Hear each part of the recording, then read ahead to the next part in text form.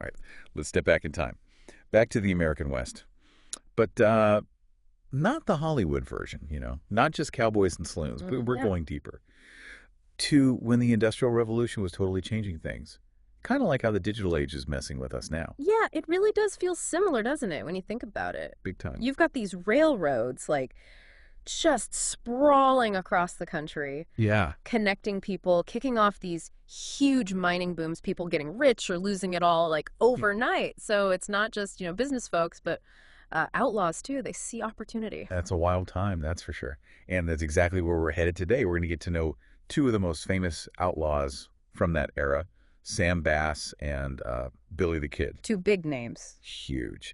And our guide for this deep dive is an episode of the History That Doesn't Suck podcast. They're all about using like original sources and stuff to cut through the BS. We're talking real people, not just legends. And what's really cool about this whole period is that it's not just about, like, showdowns at high noon, right? It was like this massive change in technology and how society worked. Exactly. So you've got railroads, right? Right. But they weren't just moving stuff and people around. They were changing how we think about, like, time and distance. Yeah. You could order something from a catalog and boom, it shows up at your door. Wow. It's hard to imagine how isolated everyone was before that. Right. It makes you think. Totally. And it's not just trains. Mining, which used to be all about individual prospectors, suddenly have these giant companies, tons of money, even bigger ambitions, just taking over. Yeah. And then there's cattle ranching. Forget those old-timey cowboys herding cattle across the plains. We're talking branding, barbed wire, and get this refrigerated train cars. They could ship meat all over. It was like a whole new world, industrial scale meat packing. It's incredible when you think about it. And this is where things get really interesting because, okay, all this change creates wealth, but it also brings instability and, inequality, resentment. That's where our outlaws fit in. They're not just a product of a lawless frontier. They're like a reflection of all this upheaval happening around them. Makes sense. All right, let's start with Sam Bass. He goes from like an average cowboy to one of the most wanted guys in the West. Yeah. Famous for his stagecoach robberies and, of course, that crazy Union Pacific train heist in Big Springs, Nebraska. Ah, yes, Big Springs, a real turning point. It wasn't just the money they got, like $60,000 in gold coins, brand new. It was how bold they were. They went after an express train, the symbol of progress, and they pulled it off, like, with this crazy level of planning. I read they even brought this station agent they'd kidnapped earlier with them, made him knock on the express car door using the secret knock. Wild. Right. Talk about intense. And from what I understand, they had some weird rules during the robbery, like refusing to take stuff from women or a guy who only had one arm. Yeah. Ruthless criminals for sure, but there's this, like, twisted code of honor there, a sense of, like, fairness almost. That's where the whole Robin Hood myth about Sam Bass comes from. Stealing from the rich railroads, giving to the poor. But how much of that is true? Is it just a way to make a dangerous criminal seem romantic? Good question. To really get Sam Bass, you got to look past the stories and see where he came from. He wasn't born an outlaw, orphaned young, drifted around, learned to gamble, handle a gun. He even tried being a real cowboy for a while. But it seems the temptation of easy money, maybe mixed with some anger at the system that was failing a lot of people, was just too much. So he wasn't some heartless bandit. There's a whole story there that led into that life. Definitely. And once he got a taste of that outlaw life, especially after Big Springs, he just got bolder, kept robbing stagecoaches and trains in Texas, drove the Texas Rangers crazy. Yikes. They even called in the Pinkertons, those famous detectives, to try and catch him. Those guys are legendary. Yeah. But Bass was always a step ahead, master of disguise, slipped through their fingers every time. Until, of course, the shootout at Round Rock. Right. Not some big showdown in the street like you see in the movies. It was messy and there was betrayal involved. One of Bass's own gang members tipped off the Rangers. That led to the gunfight where Bass got shot. Died on his birthday, actually. 27 years old. Wow. What a way to go. A pretty rough end to a life that went off the rails. But even after he died, the stories just kept growing. You know that song, The Ballad of Sam Bass? Yeah. It was a big hit back then, romanticized his whole life, made him out to be some kind of folk hero, fighting the man. It's amazing how we love our outlaws, isn't it? It is. I guess we admire their guts, their willingness to, break the rules. Maybe even a little bit of that rebellion against the system, too. But we have to remember, these were real people, real struggles. For sure. Okay, let's switch gears now. Let's talk about Billy the Kid.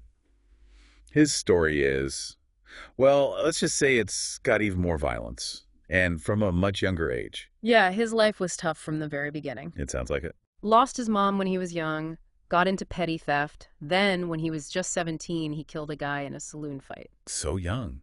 Was it self-defense, or was this like a sign of what was to come? Historians still argue about that one. What we do know is that it made him run to New Mexico. That's where he got mixed up in the Lincoln County War. That's the conflict that really defined his short, violent life. So what was this war about? Just cowboys fighting over land and cattle? It was bigger than that. This war was about, like, who controlled everything, the resources, the power, who was going to shape the future of that whole area. Kind of a mini version of the struggles happening all across the West. You know, the old ways bumping up against all this modernization and industry. So Billy the Kid ends up on the side of these ranchers, the Yeah. regulators, right? And they were going up against like a real powerhouse. I know. Lawrence Murphy, the businessman, and his partner, James Dolan. Exactly. And it was brutal. Both sides ambushing each other, shootouts, even a full-on battle right in the town of Lincoln. Can you imagine? A little town turned into a war zone. Regular folks caught in the middle. And Billy the Kid's right in the thick of it, involved in, what, several killings, including that ambush where the sheriff was murdered. This wasn't just petty crime anymore. This was a whole other level. Yeah. And you gotta remember, he was still just a kid, barely a man, shaped by violence, thrown into these situations that would have terrified, even experienced gunmen. It's a crazy story. Mm-hmm. But there was that time when he tried to go right, agree to testify against the guys he used to ride with, all in exchange for a pardon. Sounds like there was some hope there, a chance for him to break free from all that violence. Yeah, it's a pivotal moment. Shows that maybe he wasn't totally okay with the life he was living, that he might have wanted something different. But it wasn't meant to be. Nope.